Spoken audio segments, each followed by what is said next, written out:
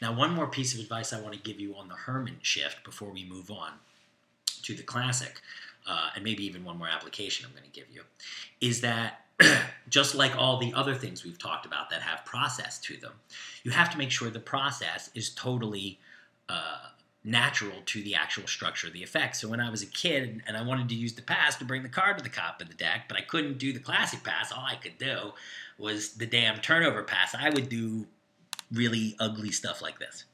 Hey, take out a card, place it back in the pack. Good, your card went in the pack. Now look, we know your card's in the pack somewhere. We don't know exactly where, but it's in there somewhere. So what I basically did, right, because I didn't have any other cover and I didn't have any sense of structure and I didn't really care, was I had a card selected, right?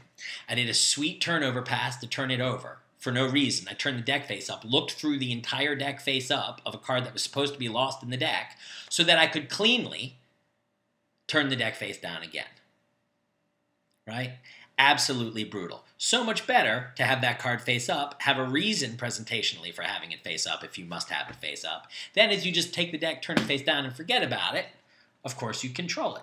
So the moral of the story there is when you're going to use that Herman turnover pass, find a reason to do it. And you don't, it could have been so much easier. It could have been this one here. We'll take a joker just to make it fun. We'll just take a joker here. Look, we'll take your queen of spades. We'll just take, you don't know, I haven't mentioned the joker. I just went through and grabbed a queen of spades like this.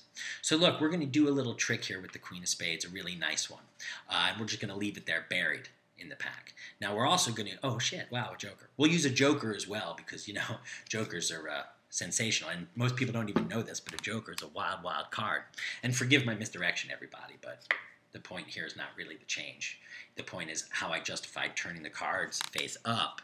Oh, a joker. And then we use the joker. So I didn't just turn it over with this really super contrived thing that makes me look through all the cards just to justify the shift, right?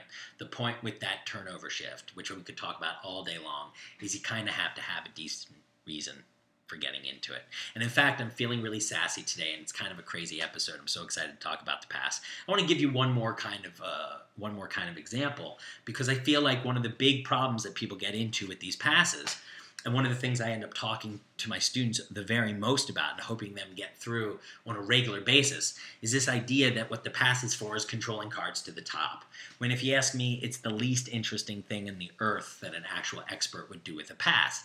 It's a straight line kind of thing. You know, when you do the pass, when you place a card back in the deck, most of the time people want to shuffle. So if people are going to shuffle, why are you going to do a pass? Or at least they want to see you shuffle if they can't shuffle. So why are you going to do a pass? So what the pass is about is any time you need to manipulate cards around, when it would just be better if people didn't think you were manipulating cards at all. And when you start looking at the pass that way, you know, it's like when the only tool you have is a hammer, everything looks like a nail. Well, people start thinking what the pass is for is so that I can show you the queen of spades here, and bam, there it is. Well, that's like the least, I mean, it might be cool to you as a magician, but to a regular person, it's like the shortest distance between 2 points is a straight line. And it leads you to being the poor schmuck that practices for something for 10 years, only have the audience say to you, hey, you flipped the cards. And I go, what do you mean by that? You go, you know, you flipped it. And they just dismissed your entire life with nothing. So to me, let the punishment fit the crime, use the right tool for every job. And so that's why it's interesting for me to show you applications of these things, which aren't so damned obvious that your 8-year-old little brother is going to know what you did. Not because you did the pass bad, right? Just because you used it with no structure.